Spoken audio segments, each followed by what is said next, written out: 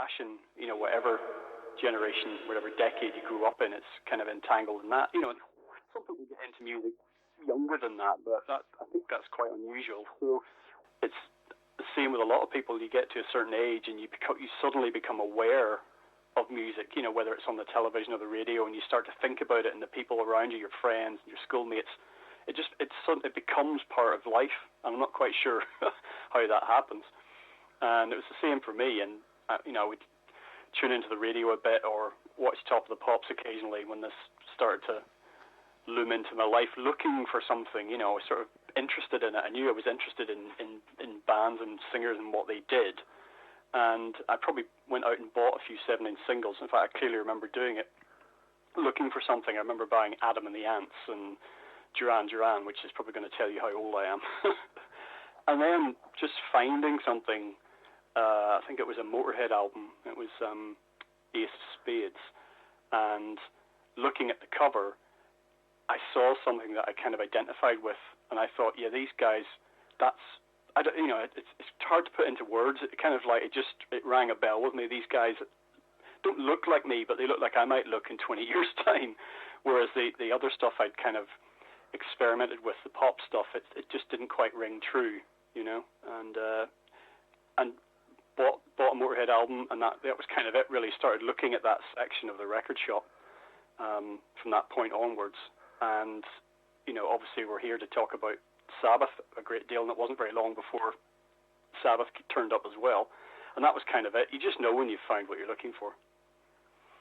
Superb, absolutely brilliant. Because this is likely to be broadcast, I'm going to do it in a way that will make it possible to broadcast. You can edit this, can't you? Yeah. But I'll always like, if you could, after I finish speaking, leave a tiny gap. And then when you finish speaking, I'll always leave a gap as well. And it's unlikely that I'll interrupt you. I'm just going to let you go. Oh, yeah, well, okay. If I just then stop, and if there's something I haven't said, if you want me to illuminate on something, then just ask. I will do, yeah. Okay, so I wanted to ask about sort of your metal life. That's how I'm referring to it. And by that I mean where you were going to get your music, what radio programs you were listening to, TV, magazines, hanging around with your mates, going to clubs and stuff. And as I say there, Greg, if you can sort of zero in on when you started record collecting. I mean, I'm not as big a collector as you, but I can remember that point where I just sort of, I just liked buying records. Yeah. And I liked the idea that my collection was better than other people's, and that I had things which people were going to go, oh, where'd you get that, and all that kind of thing. So, but obviously you're a bit of a mainliner on it, and if you can talk about how you got to the point where you've got 6 different copies of Paranoid and things like that.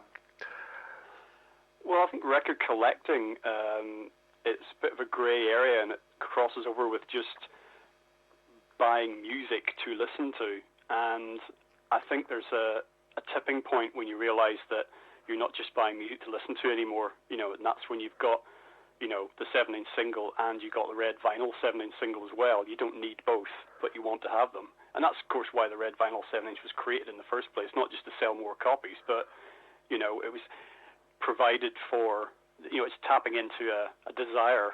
I don't know if you go so far as to call it a need, but this desire to collect artifacts.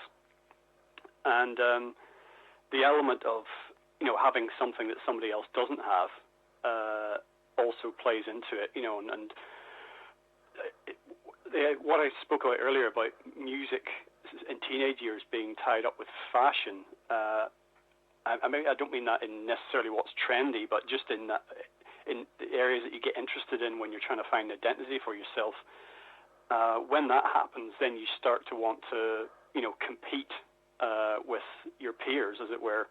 So there's definitely an element of that comes into record collecting. It makes you buy those limited editions and seek out things that other people might not have.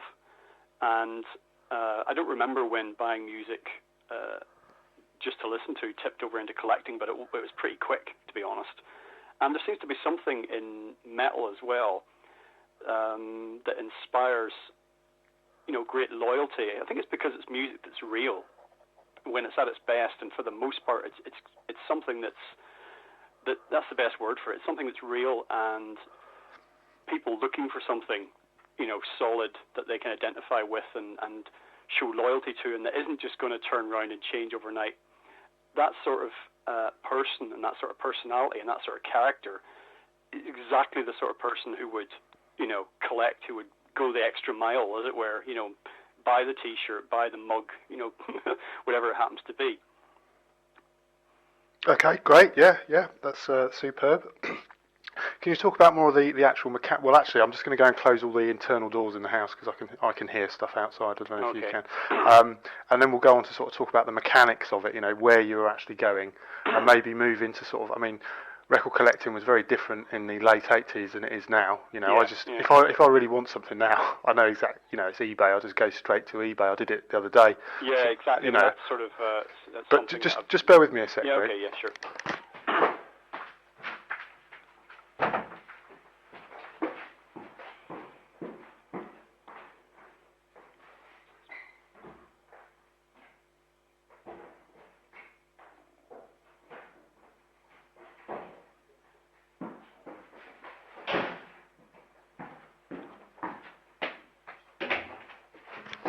Right, okay.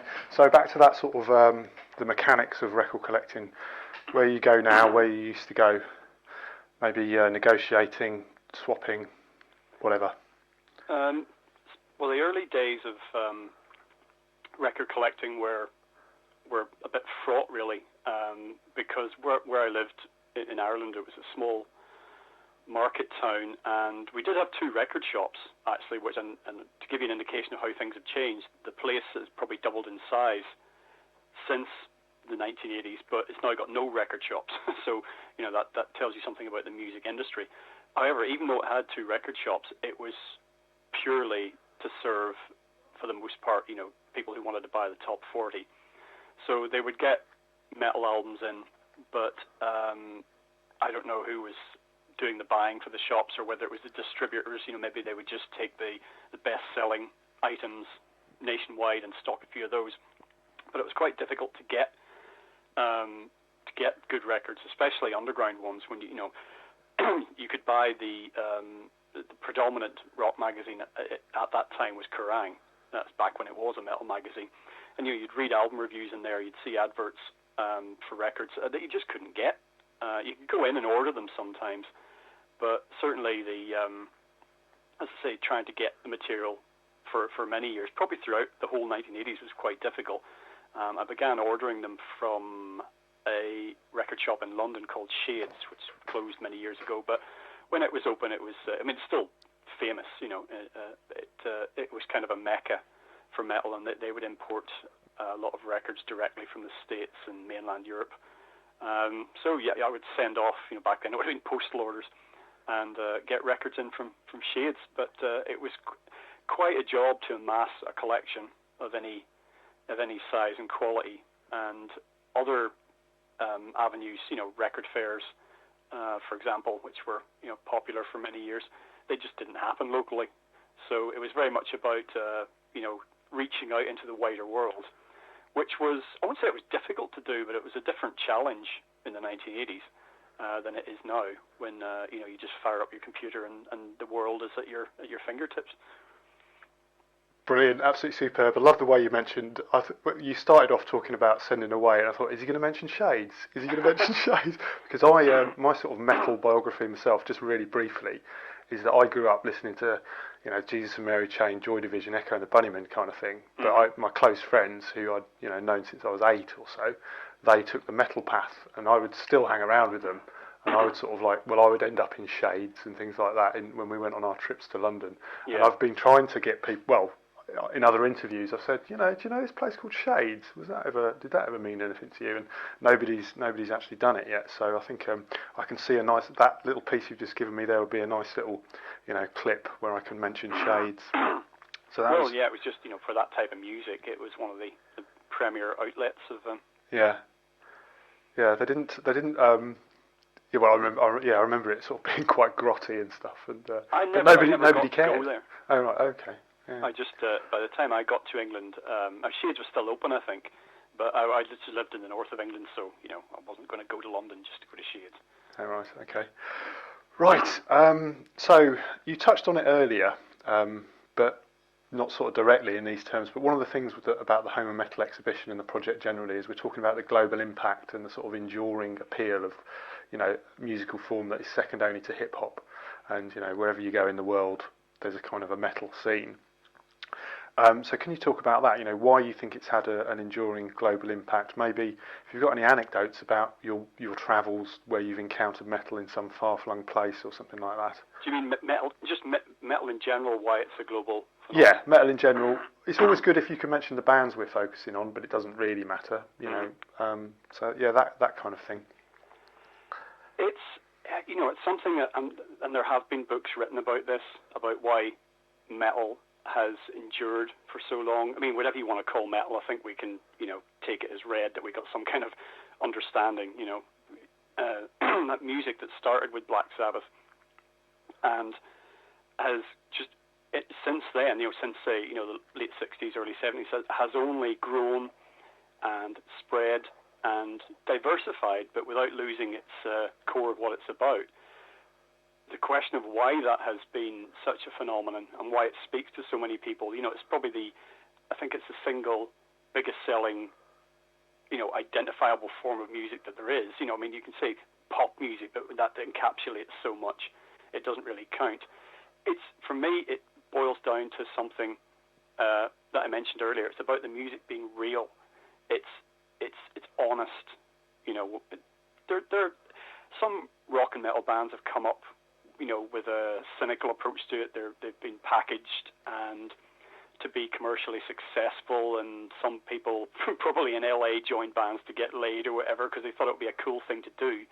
But that stuff doesn't last, and like in everything in life, there's always somebody with their eye on the dollar sign trying to make money out of it, and metal's not immune to that. But the vast majority of it is made and consumed by people who are looking for something that's honest and real, that they can identify with, that speaks to them, that isn't bogus, isn't fake, isn't all about the money, actually.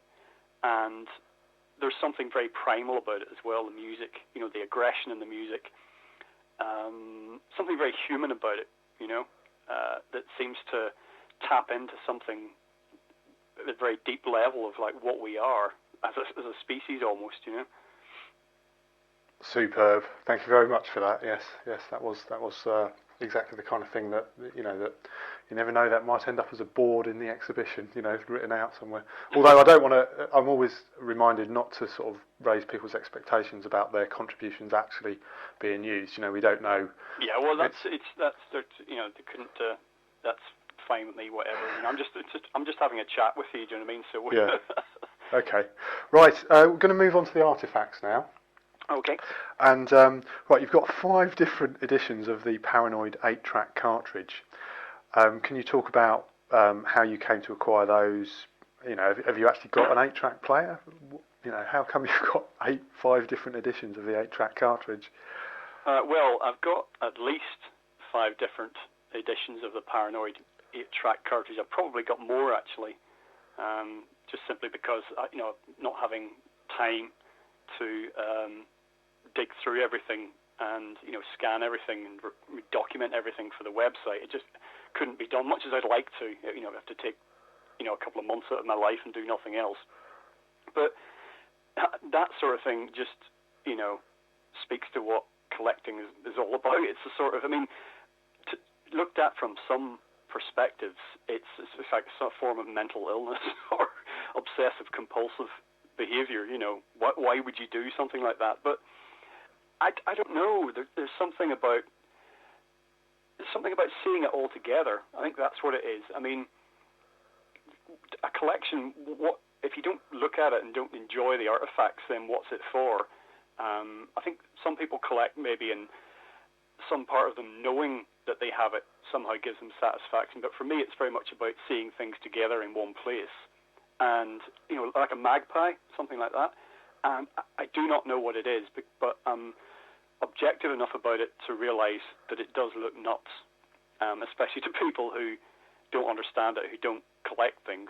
And there's no, in the grand universal scheme of things, there is no point. But there's something about having things together in one place.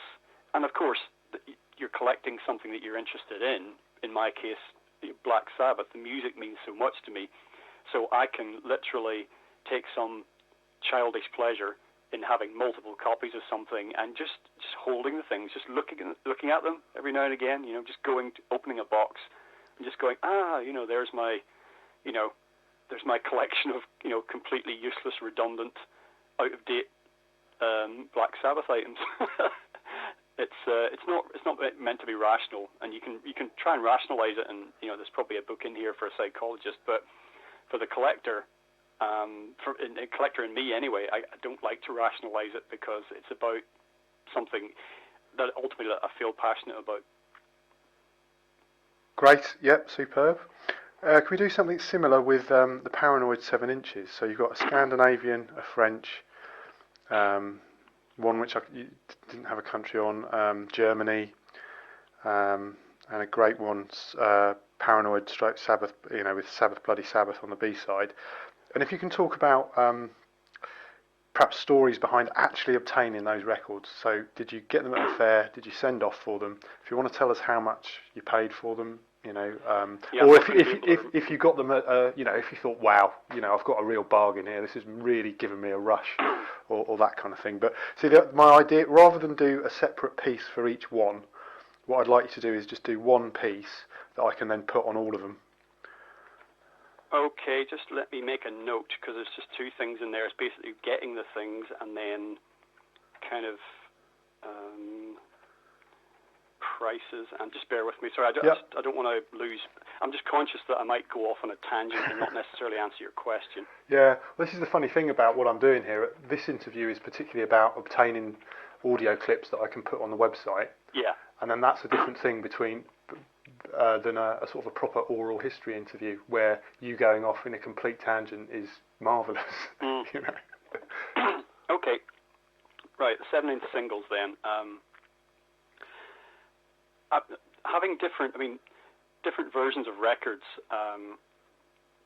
is you got this situation where different records come out in different territories, have different artwork. I've never understood quite why that is, because from a commercial point of view, you would think it would make more sense to just have exactly the same product available globally. And I think, obviously now in 2010, a lot of music being sold in the digital realm. Excuse me. It doesn't really matter what the artwork is or the packaging, because quite often there's neither. But for the collector, these idiosyncrasies that you would get in different territories, sometimes with records coming out on different labels, meant there's a real gold mine out there of stuff to amass. And quite often records would come out even with different content on them, especially 7-inch singles. Albums, it was pretty much dictated up front. You've got your 10 songs and that's the album. But I found so many different versions of the same record, ostensibly the same record, all over the world, with different B-sides, different covers, all sorts of variations, and even coming out in different years. And it's meant that for something like a famous song like Paranoid from Sabbath, I've got at least 40 to 50 different versions of that song on 7-inch single. And obviously it's been re-released more than once, just to exploit the success of it. And as to where I got them, there's a real big issue here in collecting that has been impacted by the internet.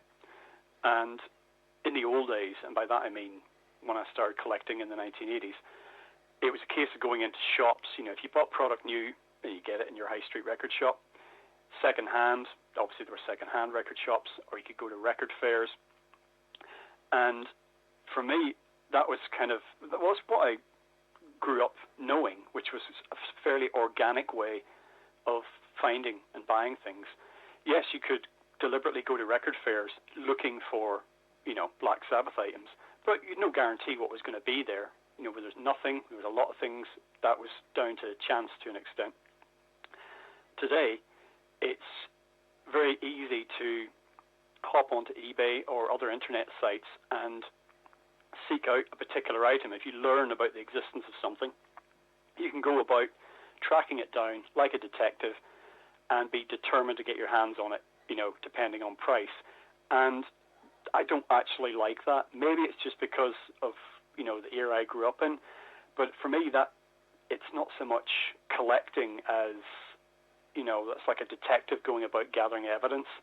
And what I actually enjoyed about the record fair or second-hand shop experience was the not knowing, the element of chance. And you could also potentially discover things that you didn't know existed, because, how would you, Record Collector magazine back in the 80s, you could buy that and read it and you would learn perhaps about items that you didn't previously know existed. But now there's whole websites devoted to bands and their output over the years, so you can quite quickly find out about almost everything a band's ever issued or has been issued in their name, and you could then go from there onto other sites and try and buy them. So I don't do that. I do not go onto eBay, type in Black Sabbath, troll through everything that's there and pick up things, because I can't quite explain it, but it's not what I think of as collecting.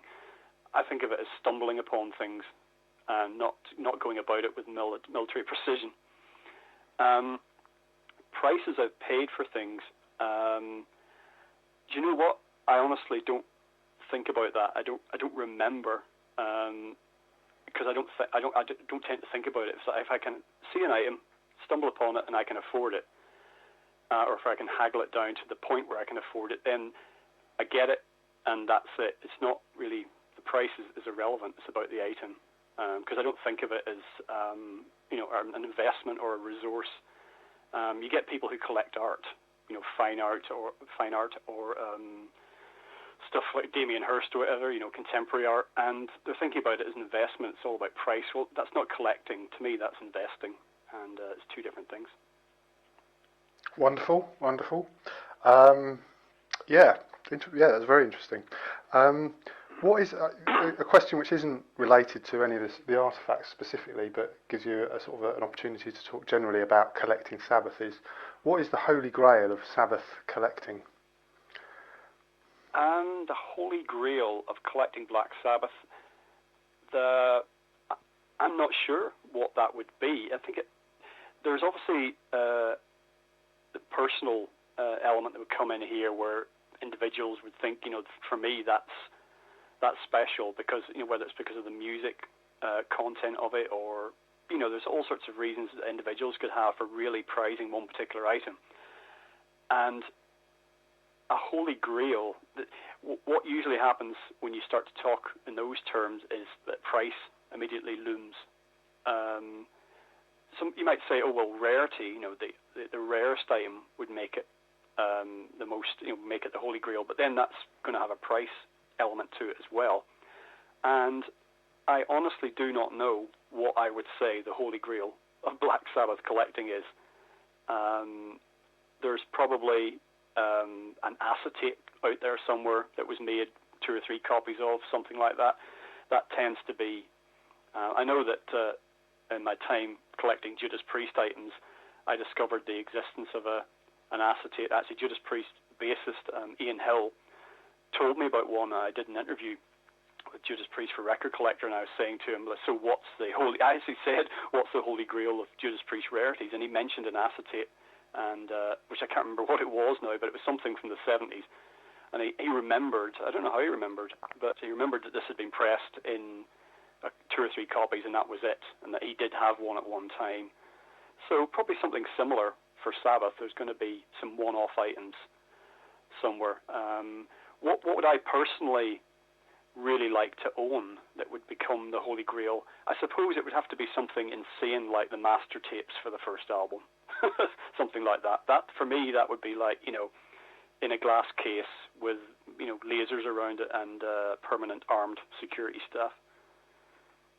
Superb, excellent. Well, come to Birmingham next year and you might see it. I don't know what that was great. So moving on to the Never Say Die VHS or Betamax videos. Yeah. just talk a little bit about them. What I like about the about sort of old formats is just what they say about the age and that they were produced in. And I remember buying Black Sabbath VHS videos when they first came out, and they were so expensive. They would have been maybe 30 or 40 quid or something back in the 80s, and it was just sort of, oh my god, you had to like sort of sell a kidney to get one. And now picking up, well, actually they went through a phase, that particular format, when you couldn't get money for them at all. They turn up in charity shops and record fairs. I think some people at record fairs gave up trying to sell them because it was literally they would bundle them together, 5 videos for £1 or something like that. And from a collector's perspective, that situation has slightly started to change now, in that people have realized that so many of those videos have physically been lost with people throwing them out. And because when the time came when they were virtually worthless, and people either didn't want them anymore or replaced them with DVDs, or didn't have a machine to play them on anymore, then they got dumped. I'm sure that's what's happened to a lot of them. So if you go looking for a format like VHS or Betamax videos now, you can sometimes pay quite a lot of money for them. And they're just nice, quirky artifacts of their time. And I've got several, the Black Sabbath concert video, Never Say Die, I've got several versions of that from around the world. And at the time it came out, it was the only Black Sabbath concert video available. So I'm assuming that a lot of copies were sold. And probably if you go onto eBay now, it won't be difficult to track one down. But there were other videos that came out over the years that have become extremely rare. There's a Black Sabbath and Blue Oyster Cult in concert together. There's a video record of that called Black and Blue, which is very hard to track down. And I think videos, some of them from the 80s and even somewhat earlier than that, have become very rare because there were not that many concert videos made back then. I think in the 21st century there's a lot more video footage put out there, not only because it's much easier, much cheaper to make a video, to record a concert, but in an age when record sales are declining, it's a way of it's something else that you can sell. That yes, you can download videos, but it's just been another way that record companies have looked to try and generate income from a band's music. And the Black Sabbath videos that I've amassed are all from a time when videos were expensive. There weren't very many of them in existence, and for people who never got to see the band, and I never got to see in their original run, in the 1970s, I never got to see Black Sabbath with Ozzy. So something like Never Say Die video was just like, wow, yeah, I'll pay 40 quid for that. Great, yeah, thanks for that. Yeah, superb. I like you've got a number of tour programs. There's a winter tour program 1975, 10th anniversary tour program 1978, and the Black Sabbath Bloody Sabbath show souvenirs. You've got an orange edition and a yellow edition. Yeah. Can you? Because obviously those aren't actually records, but or videos. They're not music items, but they're the ephemera that goes with it. Can you talk about those kind of objects? Well, specifically concert programs, where you got them, and so on. I think a lot of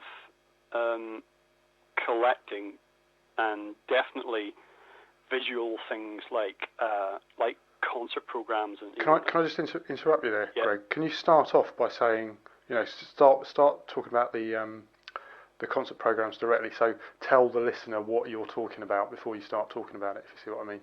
Introduce it. Okay. Just trying to think of a phrase how to get into that then. The concert programs that I've bought over the years have been easy to track down. Okay. Or difficult. Yeah, fair enough. Yeah. Yeah. The concert programs that I've bought over the years have been just an extension of collecting in general, and things in that format, printed matter, is very much about, for me anyway, was trying to get part of, explore, to somehow capture something that I never really experienced, which was, seeing the band or meeting the band. And again, in the pre-internet age, just literally images of a band would have great value and be of great interest. And I can't stress that enough, how the internet has changed the world completely, and no matter almost any subject you can think of, it's been affected by the internet, and collecting has profoundly been affected by it. But back when you would buy Kerrang or whatever and flick through it, just hoping for a glimpse of your favorite band, then something like a concert program was more than just a record of a great night you might have had. For my part, the Sabbath programs that I bought from throughout the 1970s, I never saw the band play during that time. I was too young to, for the most part.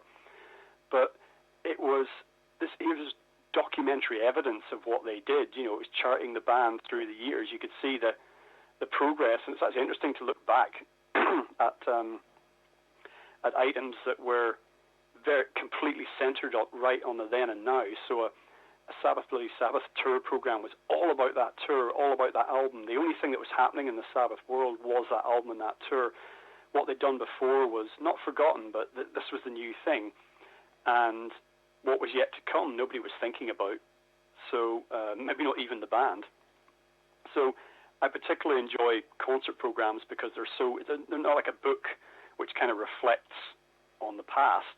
A concert program was all about the now, and if you look at things like material from Technical Ecstasy or Never Say Die, when most people agree Black Sabbath were basically on their arse, these things were still full of punching the air and yes, this is the best Sabbath ever, when clearly it wasn't.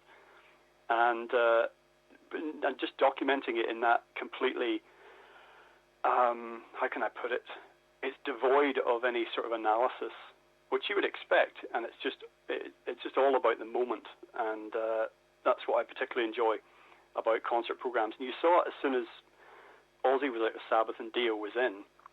The same thing happened. It was all about the best Sabbath. In fact, if you look at the Born Again tour programs, that was probably the most lavish thing they'd done up to that point. There was a real, God knows why they thought this, but there was a real feeling, maybe it was just kind of holding out a belief that this was going to be the definitive Sabbath, and some of the most, in fact, from that tour, I've got Born Again, I've got boxer shorts, I've got scarves, I've got a headscarf, I can't even remember, but all sorts of paraphernalia and junk, and they just threw everything, including the kitchen sink, at that, and that's what I enjoy about concert paraphernalia. Wonderful, absolutely brilliant. Yeah, which leads us rather neatly onto fanzines. I don't know how. I'd actually like to do them individually. Do you have any sort of, do you recall in any detail? Because you've got, I think it's 4 there. You've got Their Satanic Majesties fanzine from '86, Killing Yourself to Die fanzine from '86, and the Appreciation Society from '89. We could either do a general one about fanzines, or can you talk about them individually? I probably can't talk about them individually, because I would have sent off for those as new from whoever was producing them, and that probably would have been through an advert in Kerrang or something. Yeah, so I don't remember anything about who they were, what they cost, anything at all. It was just, I would have seen an advert in Kerrang, I would have sent off my 50p or whatever, and I got them back, and that was it. Right. Okay. Well, let's do a generic one then for all 3 of those fanzines, and similarly again start off with. And I also used to buy Black Sabbath fanzines whenever I used to see them advertised. And the thing about fanzines was, in that, if you can talk in that way about it. Okay. And I always used to buy Black Sabbath fanzines anytime I saw them advertised, and it was something I don't want to, hopefully I'm not going on too much about the pre-internet age, but it's very, very important. As a source of information, fanzines were good because they were almost, 100% not sanctioned by the band. They were nothing to do with the management or anything like that. So you were getting this idiosyncratic view of the band and their music, and information gathered by the clues in the title. A fan, just another person like yourself, who was so moved by the band's music that they would create this forum and this vehicle for information and views and for other fans to share in their obsession. And there were quite a number of Black Sabbath, as you'd expect, with a band of that size, quite a number around. And they more or less died out in the 90s, partly because even before the internet came along, production values in print were, sort of going up a great deal. And whereas in the 80s it wasn't uncommon to get something that would call itself a magazine that we today would recognize really as little more than a fanzine. And as production values went up, then so people were less willing to pay actual money for a few photocopied sheets that had been stapled together. But in the 80s, it was one of the main sources of information about metal in general. But it was worth doing a dedicated fanzine. That's why there were so many Sabbath ones, I suppose, because there was a market for it. People were craving information, especially information that wasn't coming from official sources, because that tended to just come from information from the band would come in the form of a press release, and that would just be duplicated right across the print media and and radio or sometimes TV, whatever. But you could get, some of the top information that I managed to get about Black Sabbath were from fanzines, because you'd get rumor, innuendo, gossip, stuff that maybe the band didn't want to go into, sort of darker side of things, problems and with this, that, and the other thing. But also, fanzines were able to, unlike print, mainstream print magazines like, say, Kerrang or Metal Forces or Metal Hammer that came out in '86, actually at that time. Fanzines could completely narrow down and obsess on something. You could have, ridiculous top tens, and today we're going to look only at the artwork for one album, whatever it happened to be. They could do it at that level, and that's what the role of fanzine is, to be by obsessives for obsessives. Wonderful. I'll have to send you. There was recently a fanzine festival in Birmingham, well, a zine festival as they're called these days, and I was asked to give a talk about music fanzines, and it's recorded and stuff. So I'll have to send you a link to that. Yeah, absolutely. I did a fanzine myself for a while. Oh yeah. It was about extreme metal, because it did it at the late '80s when death metal and thrash metal were starting to really make an impact. So it was all about that. But it was, looking back now, it just seems nuts sitting there with cutting and pasting things, Oh, I love it. I still do it now. Any excuse to. Okay. The Black Sabbath Appreciation Society was published by Pete Safraz. Do you know him at all? No. I remember now. You say the name, it's kind of like but no. Don't remember anything about that. And right. In fact, those fanzines, despite what I just said in the previous segment, those fanzines that I put up on the site are the only ones I've got. Right. So it's not something that I really, I clearly didn't spend that much time seeking them out. I think they came and went a lot as well. Yeah. People would start up fanzines, do a couple of issues, and then give up. Yeah. Okay, I've definitely got the Black Sabbath story videos, volume 1 and 2, on my list for you to talk about. Uh-huh. I haven't acquired them myself. Are they available on DVD? What's the content of them? Just talk about those. The Black Sabbath story is a 2-volume, video. It originally came out on VHS, and it's a 2-volume documentary. It does what it says on the tin, basically. Volume 1 covers the years 1970 to 1978, and Volume 2 does 78 to 92, which is when they came out. And I can't remember who produced or directed the documentary, but there was a mainstream thing that came out, Castle Communications, in conjunction with Polygram, put the documentary out. And as for the timing, I'm guessing that perhaps 91, 92 was when Ronnie Dio rejoined Sabbath for the Dehumanizer album and tour, and that was definitely seen as a big, it didn't last for very long, of course, but it was seen as a big upswing in the band's fortunes. So I'm assuming that somebody saw an opportunity to make a film about the band, document their history, and they're available on DVD now. They have come out on that format, even though to some extent it was many years later they came out in DVD. It was somewhat redundant because things had moved on so much, but it's a pretty well made film about the band's career, and features quite a lot of rare footage. So in the first volume you've got the footage starts back in Paris, 1970s, quite well known footage of the band doing an entire concert then. And then it works through TV footage from Belgium and footage from the California Jam in 1974. And inevitably it brings in footage from the Never Say Die live video, kind of emphasizing how little footage of the band there was. And you've also got, footage from SABBATH. They made a weird conceptual video for that in 1973. That's on there. And then Volume 2 comes in just around Never Say Die time, putting to rest the Aussie era, and then it kicks into the Dio era, and it works. Despite the fact that the whole documentary is basically made to coincide with Dio rejoining the band, it does faithfully go through the Ian Gillan era, and even beyond that with Seven Star and those albums leading through, and Headless Cross and Tear and what have you, the Tony Martin era. And it's got interviews with all the main protagonists, some of which are actually original. Obviously there's some archive stuff,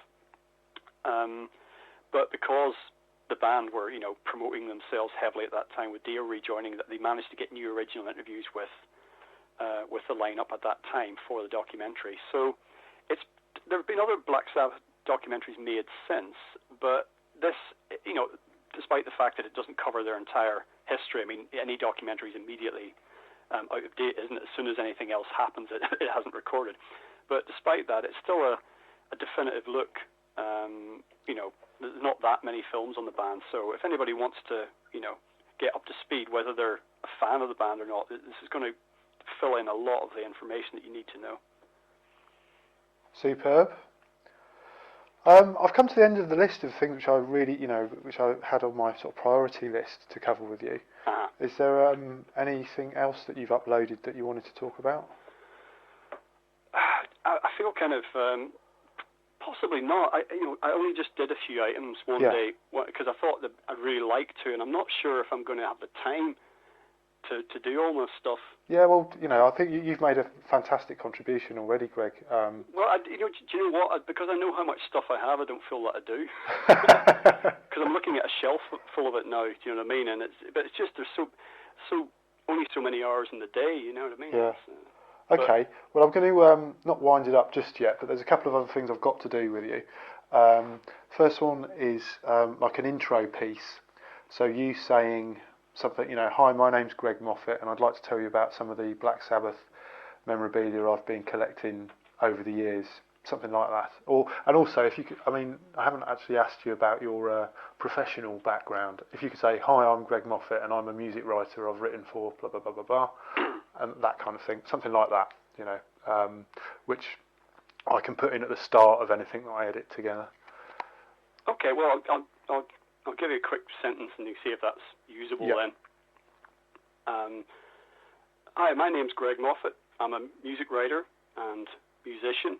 I currently write for Metal Hammer, Classic Rock, and Decibel magazine, as well as the BBC website. And I'd like to tell you about some of the Black Sabbath items I've collected over the years, and indeed my whole history with Black Sabbath.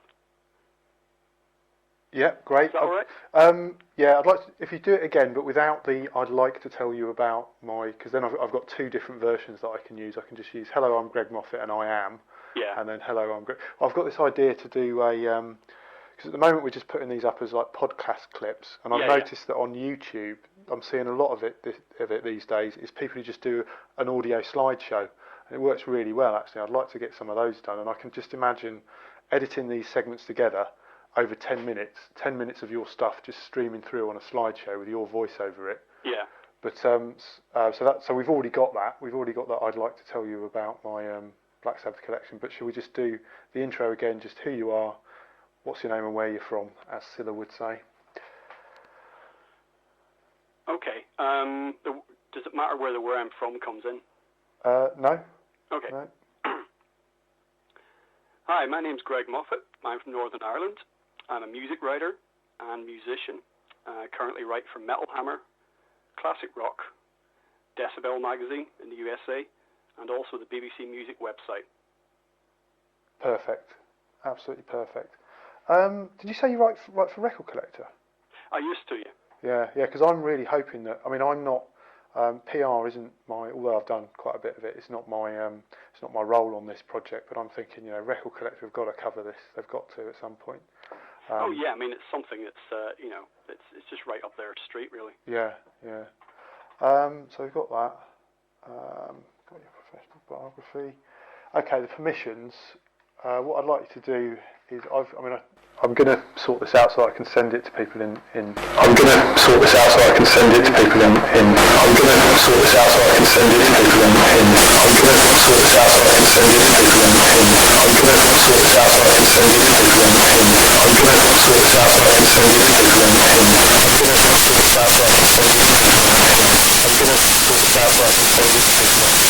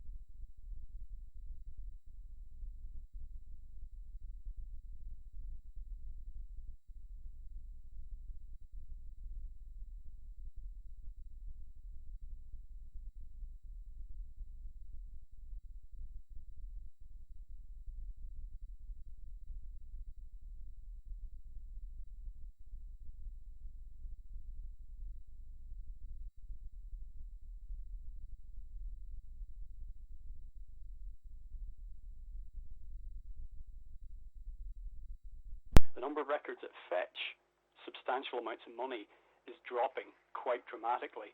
What it's doing is it's concentrating, the market is concentrating on fewer and fewer collectibles, and there are certain things,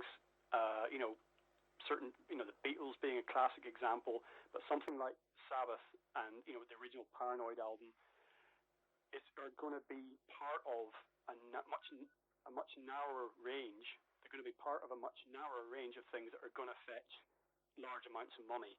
And for dealers and collectors, this has a number of ramifications, but it basically means that being a second-hand record dealer is going to become less and less viable. But overall, I think the market's becoming even more than it used to be, sort of like the fine art market. So only the most most pristine records, only the best, the albums that are the most highly regarded, only the rarest items are going to fetch astronomical prices. But I think ironically, with the price of a lot of generally rare things,